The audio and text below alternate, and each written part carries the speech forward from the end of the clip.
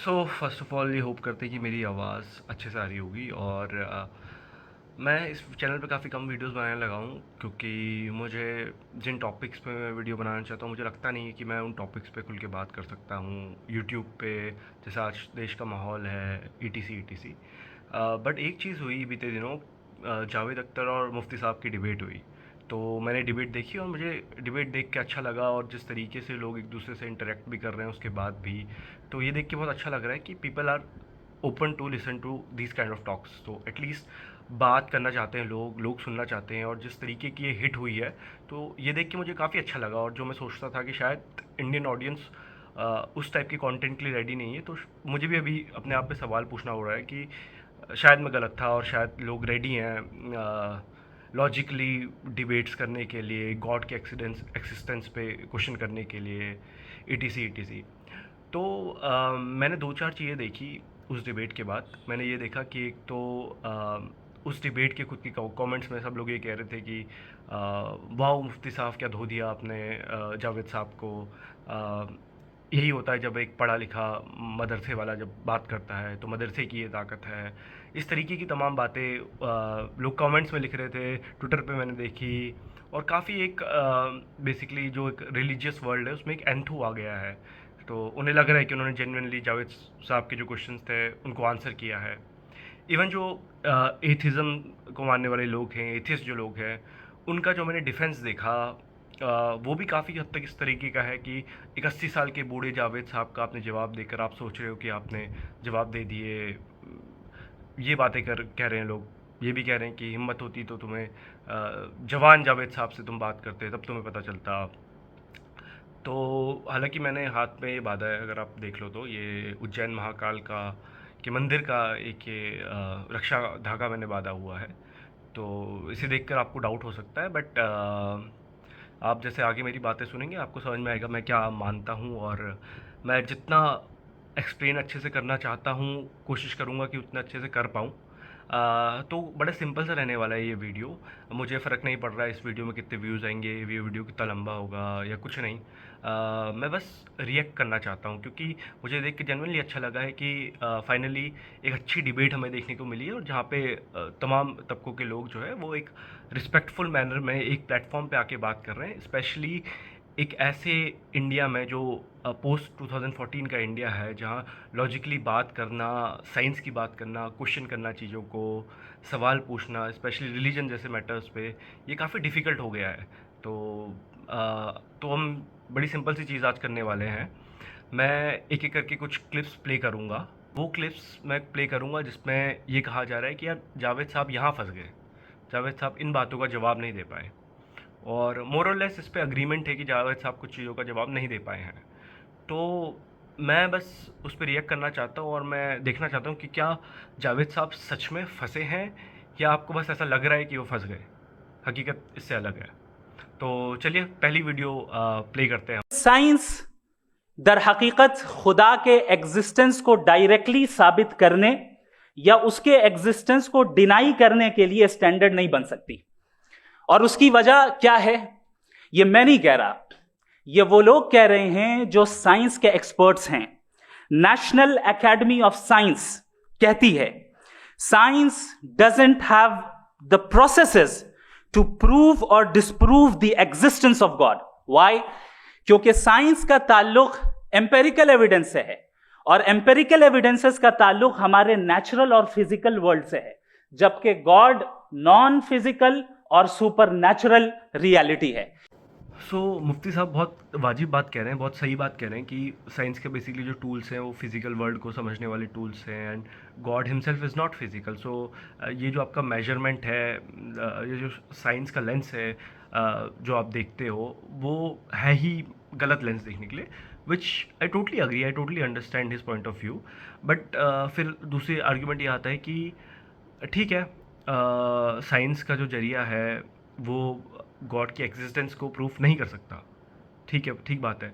But जो दूसरा इसका काउंटर आर्गुमेंट है कि जब रिलीजियस लोगों से सबूत मांगे जाते हैं, जब रिलीजियस लोग ये साबित करने की कोशिश करते हैं कि ईश्वर है, भगवान है, खुदा है, तो वो लोग किस टाइप के एविडेंस का सहारा लेते हैं? क्या वो लोग फिजिकल एविडेंस का सहारा नहीं लेते? क्या वो लोग ह्यूमन एक्सपीरियंस पे बेस्ड एविडेंस का सहारा नहीं लेते? क्या ह्यूमन एक्सपीरियंस जो अपने आप में उनका होता है, क्या उसका फिजिकल वर्ल्ड से इंटरेक्शन नहीं होता? बिल्कुल होता है। अगर आप नॉर्मली किसी इंसान से पूछे कि आप ईश्वर में क्यों बिलीव करते हैं, तो आपको वो 2-3 तरह के कुछ एग्जांपल्स देगा कि मैंने ऐसा अनुभव किया, मैं कभी बाहर था, मैंने बोला, मैंने खिड़की से बाहर हाथ निकाला, मैंने सोचा काश बारिश हो जाए, भगवान से प्रार्थना करी और तभी बारिश हो गई, तो इसलिए मैं भगवान को मानता हूँ। या मैंने मन्नत मांगी थी कि भगवान मेरा एक बेटी की तबीयत ख़राब हो गई थी, उसे ठीक कर दें, और तबीयत सही हो गई, तो तो बेसिकली मैं भगवान को मानने लगा। तो आपकी अगर ये बात सही है कि साइंस का जो दृष्टिकोण है, साइंस का जो नज़रिया है, वो भगवान के एग्जिस्टेंस को प्रूव करने का नहीं है, तो इससे तो आपकी बात जो रिलीजियस लोग सबूत देते हैं वो भी खारिज होती है यहाँ पे। बेसिकली जब आप लोग एविडेंस देते हो तो आप लोग फिज़िकल एविडेंस हमें देते हो। तो अगर आप जब फिज़िकल एविडेंस दे रहे होते हो तो आप फिज़िकल एविड आपको ये साथ में ये भी मानना पड़ेगा कि जो आपके फिज़िकल एविडेंसेस हैं वो भी गलत हैं। अब सवाल ये उठता है कि रिलीजियस लोग फिर फिज़िकल एविडेंस देते क्यों हैं? क्योंकि जो मुफ्ती साहब कह रहे हैं वो बात सुनने में बहुत अच्छी लगती है, सुनने में बात सही भी है, बट इस बात को कोई बिलीव नहीं करता। सच्चाई यही है कि जो इंसान है वो लॉजिक और रीज़न से चलता है। इंसान को अपने आप को ये समझाने के लिए भी कि ईश्वर है, भगवान है, उसे अपने आप को फिज़िकल या कुछ एक्सपीरियंस बेस्ड जवाब देना पड़ता है, और वो जो एक्सपीरियंस होता है वो भी फिज़िकल वर्ल्ड के साथ इंटरेक्शन होने पर ही आता है। भले ही भगवान मेटाफिज़िकल हो, भले ही भगवान फिज़िकल जो डोमेन है उसके बाहर हो, मगर इंसान इसी फिज़िकल डोमेन का हिस्सा है। तो इंसान को चाहे वो पॉजिटिव प्रूफ चाहिए या वो नेगेटिव प्रूफ चाहिए, वो दोनों फिज़िकल वर्ल्ड से ही होके आ सकते हैं, क्योंकि इंसान समझता ही फिज़िकल वर्ल्ड को है। तो फिज़िकल वर्ल्ड की नेसेसिटी इसलिए नहीं है कि भगवान को आपको प्रूफ कर पाएँ या नहीं कर पाएँ। फिज़िकल वर्ल्ड की नेसेसिटी इसलिए है क्योंकि इंसान ही फिज़िकल वर्ल्ड से ही अपने जो वर्ल्ड व्यू है उसे बनाता है, और चीज़ों को वो फिज़िकल वर्ल्ड के साथ इंटरेक्शन करता है जिस तरीके से, वो उसी तरीके से उसे समझता है। तो इसलिए इस चीज़ की ज़रूरत पड़ती है। इसलिए जब आपसे सबूत मांगे जाते हैं तो साइंस का जो लेंस है उसको पकड़ा जाता है, और उसको साइंटिस्ट नहीं पकड़ते। जैसे मुफ्ती साहब ने एग्जांपल दिया कि खुद पढ़े लिखे साइंटिस्ट ये नहीं बोलते कि हम गॉड की एग्जिस्टेंस को प्रूव कर सकते हैं, जो कि सही बात है, वो लोग नहीं कर सकते। लेकिन जो लोग बिलीव करते हैं खुद, वो लोग भी तो फिजिकल वर्ल्ड के ही एग्जांपल देते हैं। तो यहाँ पर ये हिपोक्रेसी है या नहीं है? किसी मजहबी किताब में डायनासोर का जिक्र नहीं है। अफसोस कि आज तक किसी मैथमेटिक्स की किताब में मुझे डायनासोर का जिक्र नहीं मिला। तो इसका मतलब मैथमेटिक्स की किताब बेकार है? नहीं, उसका वो टॉपिक नहीं है। रेवलेशन का और मजहबी किताबों का टॉपिक ये नहीं है कि आपको आके बताए साइकिल कैसे बनाते हैं, या आकर ये बताएं कि जो है डायनासोर कब था। वो तो मोरालिटी सिखाने आया है, गॉड के बारे में बताने आया, नॉन फिजिकल रियलिटी की हकीकत को सिखाने के लिए आया। उसके बाद उन्होंने कहा कि भाई हमें नहीं मालूम। अगर नहीं मालूम तो क्लियरली कह देना कि नहीं मालूम है, इसमें क्या हर्ज है? तो वही तो मैं कह रहा हूं ना कि आप कह दें कि नहीं मालूम, लेकिन क्लेम क्यों कर रहे हैं कि गॉड एग्जिस्ट नहीं कर रहा है? आप कह दें नहीं मालूम है, हो सकता है हो सकता ना हो, लेकिन आप क्लेम कर रहे हैं। The moment you say God does not exist, this is a claim, and now the burden of proof is upon you too, जैसे हमारे ऊपर है। तो इस वीडियो में दो बातों पे सबसे ज़्यादा तालियां पड़ी, और मुझे उन दोनों बातों से दिक्कत है। मेरे काउंटर आर्ग्यूमेंट है जो मैं रखना चाहता हूँ। पहला, उन्होंने बहुत अच्छे जुमले वाले लहजे में बोला मुफ्ती साहब ने कि मैंने कभी, आप पूछते हैं कि रिलीजन की किताब में डायनासोर का जिक्र क्यों नहीं है, तो मैंने कभी किसी मैथमेटिक्स की किताब में डायनासोर का जिक्र नहीं देखा। ठीक बात है। तो सबसे पहले आप ये समझिए कि जब आपसे बोला जा रहा है कि आपके रिलीजन में, कि क्या किसी भी रिलीजन की किसी भी किताब में डायनासोर्स का जिक्र क्यों नहीं है, तो आपसे वो क्यों बोला जा रहा है?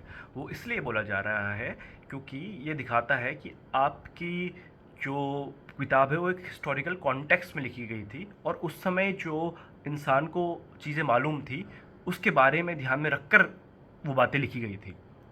जैसे बहुत से लोग कहते हैं कि हमारी जो धार्मिक किताब है उसमें ये बताया हुआ है कि जो अर्थ है वो स्फेरिकल है, वो फ्लैट नहीं है।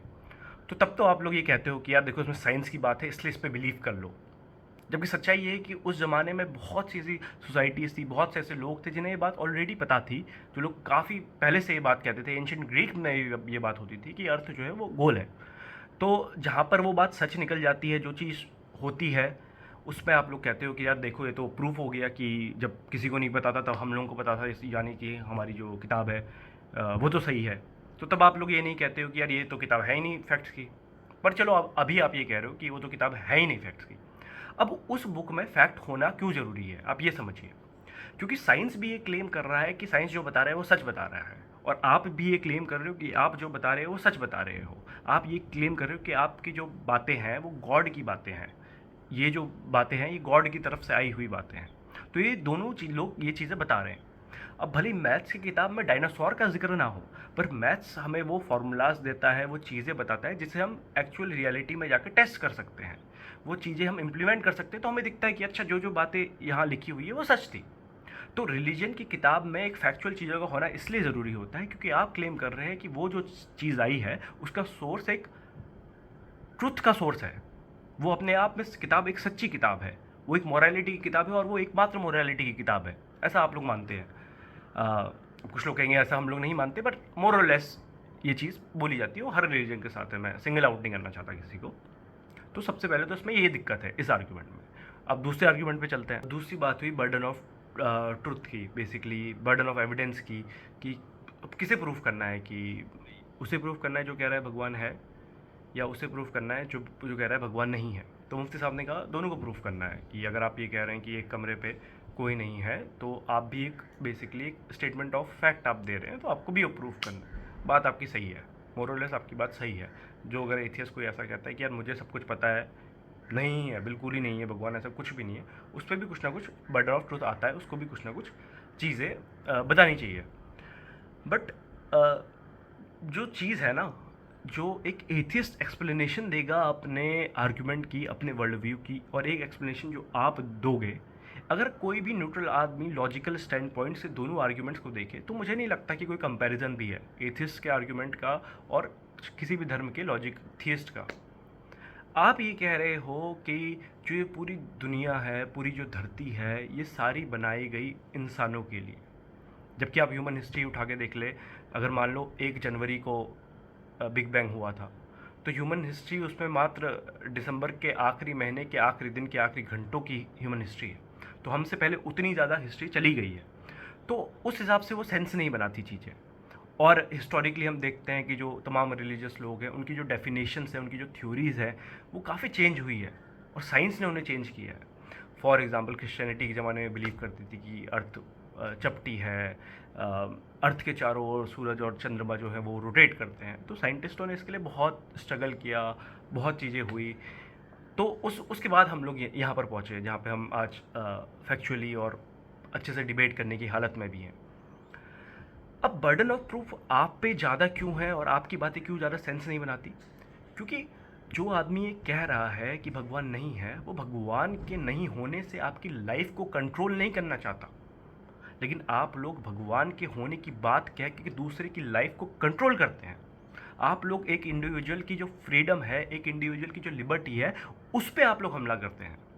आप लोग उसे ये बताते हैं कि हमारी किताब में मोरालिटी की सच्ची डेफिनेशन है, आपको ये पहनना चाहिए, आपको ये खाना चाहिए, ये हलाल है, ये हराम है। तो क्योंकि आप लोग सामने वाले की ज़िंदगी पे ज़्यादा डिसीजन लेना चाहते हैं, आप लोग ज़्यादा पावर एक्वायर करना चाहते हैं, तो इसलिए भी आप पर ज़्यादा बर्डन ऑफ प्रूफ है। इस बात को पहले समझिए आप। फेथ रिलीजन स्टुपिडिटी नहीं है तो और क्या है? चूंकि फेथ का मुतालबा करते हैं तो स्टुपिडिटी क्या है? मैं कहता हूं स्टुपिडिटी एथिज्म है। उसकी वजह यह है कि आप एक सड़क पे जा रहे हो और आप किसी गार्डन में जाएं और देखें वहां लिखा है फूलों के साथ I love Javed Akhtar, and I really do, I love you sir. So जब आप वहां पर पहुंचे तो वहां पहुंचकर अब ये बताएं, क्या आप ये कहेंगे wow what a natural selection? ये क्या नेचुरल सिलेक्शन है? नहीं, ये प्रिसाइजली डिजाइंड है, इसके पीछे डिजाइनर है। लिहाजा अगर कोई एक ऐसी कॉमन सेंस की बात को कबूल नहीं कर रहा है कि यूनिवर्स जो इतने प्रिसाइजली काम कर रहा है, हम कह दें कि खुद ब खुद बन गई, मैं समझता हूं इससे बड़ी स्टुपिडिटी और कुछ नहीं है। एक और आर्ग्यूमेंट दिया मुफ्ती साहब ने नेचुरल सिलेक्शन के खिलाफ, इवोल्यूशन के खिलाफ। और मुझे लगता है तमाम जो भी अभी तक हमने आर्ग्यूमेंट्स देखे हैं मुफ्ती साहब के, उसमें से सबसे बेकार, सबसे घिसा पिटा आर्ग्यूमेंट यही था। ये कहना कि आप एक फूलों के गार्डन में जा रहे हो और चारों तरफ हरियाली है और आप देखते हो, आप बोलते हो कितना बढ़िया गार्डन है, और उसके बाद आप ये समझो कि इसके पीछे कोई डिज़ाइनर नहीं है, तो ये बेवकूफ़ी की बात है। मुझे लगता है ये सोच लेना इसके बेसिस पे कि डिज़ाइनर है, वो ज़्यादा बड़ी बेवकूफ़ी की बात है। क्योंकि अगर जहाँ आपको इस दुनिया में पॉजिटिव मिलेंगे, उससे कहीं ज़्यादा यहाँ आपको नेगेटिव मिलेंगे। मान लो आज आप गाज़ा में चले जाओ, आप तमाम आसपास देखो पूरी हिंसा वगैरह वगैरह, तो आप क्या फिर भी आप बोलोगे कि इसके पीछे कोई डिज़ाइनर है? नहीं, शायद तब आप नहीं बोलोगे। तो एक पर्सपेक्टिव पे डिपेंड करता है। आप अच्छी चीज़ को देखने के लिए डिज़ाइनर बोल दो, बुरी चीज़ के लिए आप ईवल बोल दो। तो ये सेलेक्टिव चॉइसेस हैं जो अक्सर रिलीजियस लोग करते हैं। बट यहाँ पे दूसरा आर्ग्यूमेंट, जो मेन आर्ग्यूमेंट मैं बताना चाह रहा हूँ, वो है इवोल्यूशन को जिस तरीके से इन्होंने इग्नोर कर दिया। ये भूल गए कि इवोल्यूशन जो है वो साइंस के तमाम डोमेन्स एक ही ट्रुथ की तरफ इशारा करते हैं, जो कि इवोल्यूशन है। और इवोल्यूशन एक वेरीफाइड सत्य, एक वेरीफाइड फैक्ट हो गया है आज के दिन में साइंस में। जैसे ग्रेविटेशनल फोर्स एक सत्य है, वैसा इवोल्यूशन एक फैक्ट हो गया है। अब मैं उसमें नहीं जाना चाह रहा, क्योंकि मैं भी कोई बहुत बड़ा साइंटिस्ट तो नहीं हूँ तो कि मैं जाऊँ एक्सप्लेन करूँ इवोल्यूशन कैसे है, क्या है। मैं फ़िलोसॉफिकल और थ्योरी वाले बेस में ही रहना चाहता हूँ और उसी के हिसाब से मैं आर्ग्यूमेंट देना चाहता हूँ। अब ये सवाल करना कि चूँकि हम इवॉल्व हो गए, हम इंसान यहाँ पर हैं, तो ये सोचना बड़ा डिफ़िकल्ट है किसी भी इंसान के लिए यार, कि ये सब तुक्का तो नहीं हो सकता, ये सब लक तो नहीं हो सकता कि यार धरती इवॉल्व हो रही थी, एक केमिकल वहाँ रिएक्शन हुआ, एक केमिकल यहाँ रिएक्शन हुआ, रिएक्शन होते होते हम बन गए। और हम इतने इंसान है भाई, इतना अच्छा दिमाग है हमारा, हम इतना डीप सोच लेते हैं बातों को। तो और हमें गॉड का थॉट भी आ गया। गॉड का थॉट तो शायद शुरू से रहा है, जब से ह्यूमंस इवॉल्व होकर उन्होंने कलेक्टिवली ऑर्गेनाइज होना शुरू किया है, तो किसी ना किसी फॉर्म में हमें गॉड का सबूत मिलता है पुरानी सभ्यताओं में भी। तो ऐसा तो हो नहीं सकता, बाई चांस तो नहीं होगा ये, ऐसा हमें लगता है। बट इसका फिर दूसरा साइड भी है। दूसरा साइड ये है कि ह्यूमंस के इवॉल्व होने की यूनिवर्स में कितनी संभावना थी? 1%, 2%? नहीं। अगर आप total number of planets count करने बैठे, अगर आप हिस्ट्री ऑफ यूनिवर्स को पूरा देखने बैठे और फिर उसमें ह्यूमंस के टाइम फ्रेम को देखने बैठे, तो आपको 0.00000 रात निकल जाएगी, इतने ज़ीरो बोलने पड़ेंगे, तब जाके आपका 1% आएगा। अब चूंकि इतनी छोटी प्रोबेबिलिटी थी, अब चूंकि वो प्रोबेबिलिटी हो गई है पूरी, तो इसलिए अब आप ये जाकर देख रहे हो कि यार ऐसा तो हो ही नहीं सकता था। मतलब अगर आप ये क्वेश्चन पूछ पा रहे हो, यही इस बात का सबूत है कि ये चीज़ हुई है। हो सकता है किसी एक प्लेनेट में कोई जीव रहता हो, लेकिन वहाँ पे उस जीव के पास सोचने की शक्ति ना हो जितनी ह्यूमंस के पास है। तो अब वो तो ये सवाल नहीं पूछ सकता ना कि यार, वो तो ये वर्ल्ड व्यू नहीं बना सकता ना कि यार भगवान पक्का होगा, नहीं तो यार मैं यहाँ पे नहीं होता। वो तो ये बात नहीं बोल सकता। हम चूँकि ये बात सोच पाते हैं, हम चूँकि इतना देख पाते हैं, तो यही इस बात का सबूत है कि उतना इवोल्यूशन हुआ है। और ये हवाई बात नहीं है, क्योंकि जो रिलीजियस आर्ग्यूमेंट्स है, जिनका मैं यहाँ पर अभी काउंटर आर्ग्यूमेंट भी देने की कोशिश कर रहा हूँ, असल में वो सारी हवाई बातें हैं। These are all philosophical things. हम सारा फिलोसॉफिकल बातें हो रही है यहाँ पे। तो फिलोसॉफिकल बातों में आपको कोई सबूत की तो ज़रूरत है नहीं, आप कोई एविडेंस तो पेश कर नहीं रहे। ये तो बस हमारे ख्यालों की बातें हैं, हम क्योंकि सोच पाते हैं इसलिए हम लोग आपस में बात कर रहे हैं। बट जो साइंस अपना इवोल्यूशन की थ्योरी देता है, वो सिर्फ थ्योरी नहीं देता। वो सिर्फ इसलिए ये थ्योरी नहीं देता कि यार ये सुनने में अच्छी लगती है, या ये कहानी को एक पूरा कर रही है, जिक्सो पजल जैसी जो ह्यूमन हिस्ट्री है उसको पजल करके सॉल्व कर दे रही है। ऐसा वो करती है, लेकिन वो सिर्फ इतना कर दे तो उससे वो साइंटिफिक थ्योरी नहीं बन जाएगी।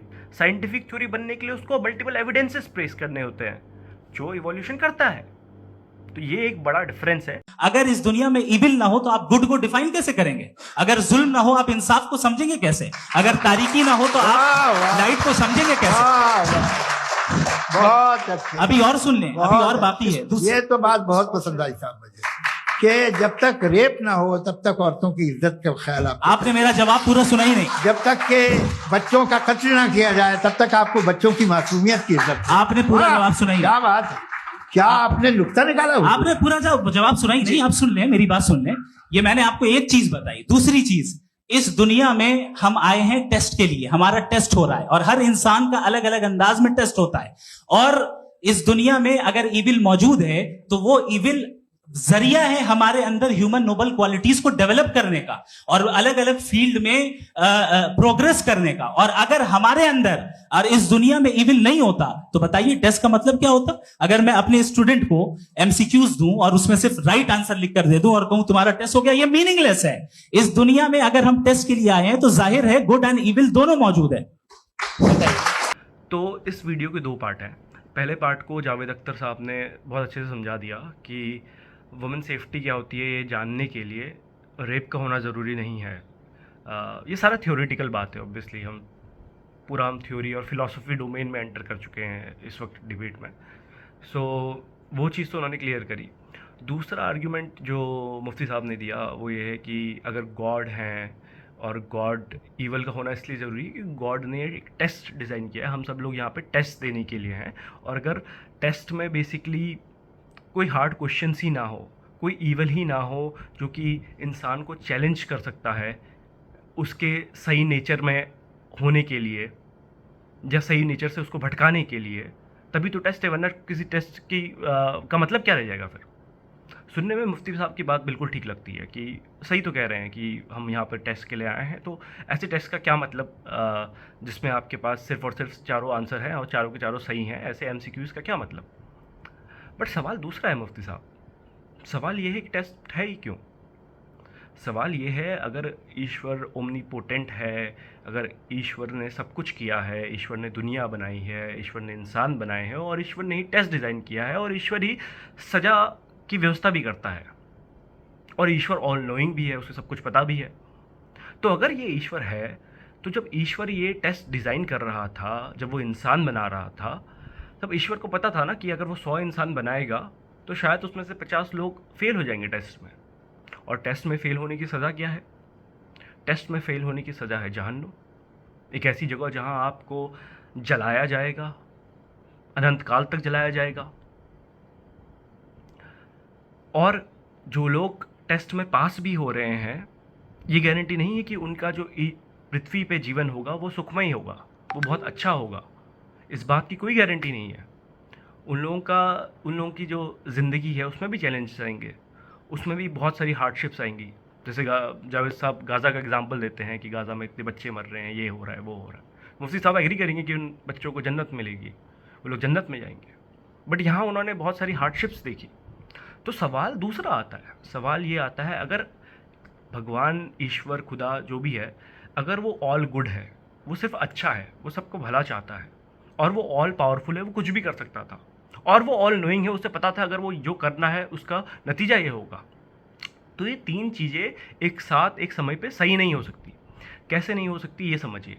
अगर ईश्वर है, ईश्वर को ये पता है कि वो एक ऐसा टेस्ट डिज़ाइन कर रहा है जिसमें 50 लोग फेल करेंगे और फिर उनको मैं जलाऊंगा, उनको मैं बहुत ज़्यादा दुख दूंगा, तड़पाऊंगा। तो फिर और क्योंकि ईश्वर ही टेस्ट ये बना रहा है, तो फिर ईश्वर ऑल गुड कैसे हो गया? वो सबका भला चाहने वाला कैसे हो गया? वो कैसे हो गया ईश्वर सबका भला चाहने वाला? अगर वो 50% लोगों को जला रहा है, मैं अज्यूम कर रहा हूँ 50% लोग जहन्नुम में जाएंगे, 50% लोग जन्नत में जाएंगे। और इवन जो लोग जन्नत में जा रहे हैं उन लोगों को भी धरती पे दुख मिल रहा है। हमारे आसपास जो पीड़ा हमें दिखती है वो मिल रही है। तो यहाँ पर ये लॉजिक टूट जाता है। यहाँ पर फिर वो तीनों चीज़ें एक साथ सही नहीं हो सकती। अब इस सवाल का रिलीजियस लोग जवाब देने की बहुत कोशिश करते हैं, हर रिलीजन इसका अपने तरफ से जवाब देता है। बट अगर आप सिर्फ इन 3 पॉइंटर्स पे सोचें किसी भी आर्ग्यूमेंट को, मैंने तो आज तक ऐसा एक भी आर्ग्यूमेंट नहीं देखा जो मुझे सेटिस्फाई कर सके कि ईश्वर अगर ऑल गुड है, ऑल नोइंग है और ऑल पावरफुल है, अगर वो ये तीनों चीज़ें हैं, तो फिर ये रियलिटी ऐसी नहीं हो सकती जैसी आज है। ये थ्योरी ऐसी नहीं हो सकती जैसी मुफ्ती साहब जैसे लोग देते हैं हमें। तो या तो ईश्वर ऑल पावरफुल नहीं है, या तो उसके हाथ में बहुत सारी चीज़ें नहीं थी, इस वजह से ऐसा हो गया, या तो फिर वो ऑल गुड नहीं है, वो सबका भला नहीं चाहता, वो चाहता है कि 50% लोगों को साला मैं टेस्ट दूंगा और तड़पाऊंगा उनको, फिर बाद में टेस्ट में फेल करेंगे। तो या तो वो ऑल नोइंग नहीं है, या तो उसे पता नहीं था कि यार अब मैं टेस्ट तो डिज़ाइन कर रहा हूँ, इसमें से 50% लोग जो होंगे वो फेल हो जाएंगे। तो ये तीनों चीज़ें एक समय पे एक साथ ठीक नहीं हो सकती। कि चूंकि ये यूनिवर्स और इस यूनिवर्स की तमाम चीजें कॉन्टिंजेंट हैं, कॉन्टिंजेंट होने का मतलब ये होता है कि जो अपने एग्जिस्टेंस पे किसी के ऊपर डिपेंड करती हो, तो जाहिर है ये यूनिवर्स कॉन्टिंजेंट है। और अगर कोई चीज कॉन्टिंजेंट नहीं है तो मैं रिक्वेस्ट करूंगा कि मुझे दिखा दें कि कौन सी चीज यूनिवर्स में कॉन्टिंजेंट नहीं है, हम भी जरा गौर कर लें और हम भी देख लें। अभी तक आपने वैसे कॉन्टिंजेंसी आर्ग्यूमेंट का कोई जवाब नहीं दिया। देखिए, आपको मैं ईमानदारी से बात करूं, एक तो मैं कॉन्टीजेंसी वर्ड ठीक से समझता हूँ, और इस वक्त भी जो आपने अंग्रेजी के अल्फाज इस्तेमाल किए वो ज़रा थोड़े से मुझे डिफिकल्ट और कॉम्प्लिकेटेड लगे, तो आप ज़रा सिंपल जबान में सवाल कर सकते हैं। बिल्कुल कर सकता हूँ। जी, यूनिवर्स की हर चीज कॉन्टिंजेंट होने का मतलब यह है कि वो अपने एग्जिस्टेंस में किसी के ऊपर डिपेंडेंट है। जो भी चीज डिपेंडेंट होगी वो चीज इंडिपेंडेंट नहीं हो सकती, तो उसका कोई ना कोई कॉज होगा। तो अब आप क्या समझते हैं कि ये इन्फिनिट रिग्रेस है, यानी कॉज पर कॉज, कॉज पर कॉज, कॉज पर कॉज, और कभी कोई यानी एंडलेसली चलता रहा? क्योंकि अगर ऐसा होगा तो हम तो एग्जिस्टेंस में आते ही नहीं। लॉजिकली ये मुत्तफक अलैह चीज है, मुत्तफक अलैह अग्रीड अपॉन।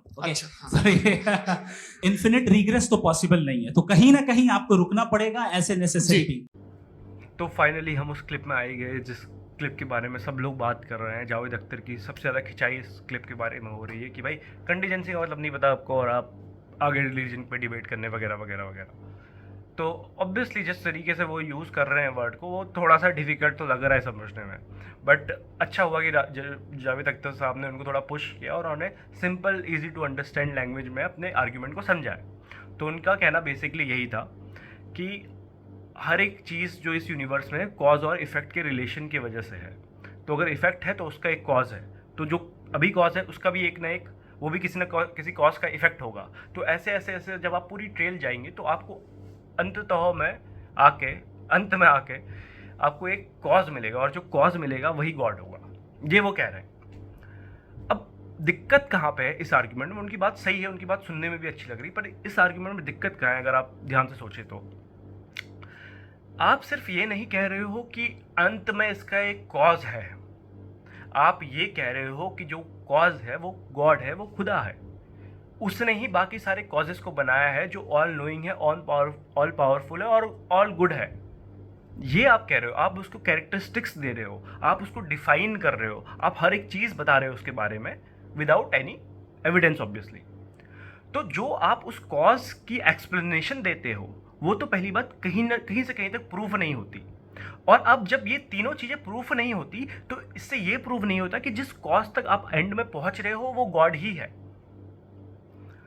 हो सकता है वो जो कॉज हो वो एक केमिकल रिएक्शन हो सकता है वो एक ऐसी चीज़ हो जिसके बारे में हम सोच ही नहीं सकते, ऑब्वियसली हो सकता है, बट ये जरूरी नहीं है कि वो जो कॉज है वो गॉड ही है और वो वही गॉड है जिसके बारे में आप हमें बताना चाह रहे हैं, या जिसके बारे में तमाम रिलीजन्स बात करते हैं। गॉड की जिस तरीके से डेफिनेशन देते हैं कि जो हमारी पर्सनल लाइफ पे भी इन्फ्लुएंस है, जो हमारी प्रेयर सुनता है, जो हमारी हर एक चीज़ पे को नोटिस करता है, ये तमाम चीज़ें, तो ये तमाम चीज़ें आप ऑब्वियसली इस आर्ग्यूमेंट से प्रूफ नहीं करते, पहली बात। दूसरी बात जो इस पे ऑब्वियसली इस क्वेश्चन का साइंस के पास कोई जवाब नहीं है, बट इसका मतलब ये नहीं है कि इस क्वेश्चन का जवाब रिलीजन के पास है, क्योंकि आपको बेसिकली आप एक ट्रेल ही तो बना रहे हो ना, आप ट्रेल में जाके गॉड पे अटक जा रहे हो। तो फिर दूसरा एक क्वेश्चन हो सकता है, अच्छा गॉड ने सब कुछ बनाया, फिर गॉड को किसने बनाया?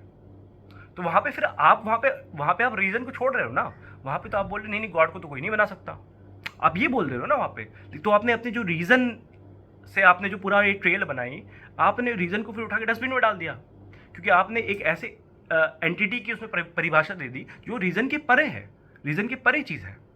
और इस चीज़ को शायद अगर साइंस भी मानेगा तो साइंस को भी इस चीज़ को मानने में कोई दिक्कत नहीं होगी कि हाँ हो ऐसी एक चीज़ हो सकती है, एक ऐसा एक कॉज हो सकता है जिसको समझने के लिए हमारी बुद्धि कैपेबल नहीं है या हमारे पास ऐसी तमाम चीज़ें नहीं हैं।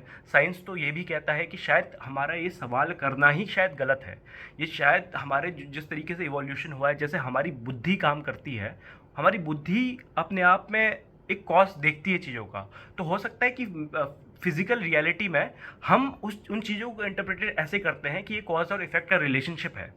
हो सकता है कि in reality it is not necessary कि कॉज एंड इफेक्ट का रिलेशन हर जगह हो, बट अगर आपकी बात हमने मान भी ली कि हर जगह होता है कॉज और इफेक्ट का रिलेशनशिप, तो उसमें दो बड़ी बड़ी प्रॉब्लम है।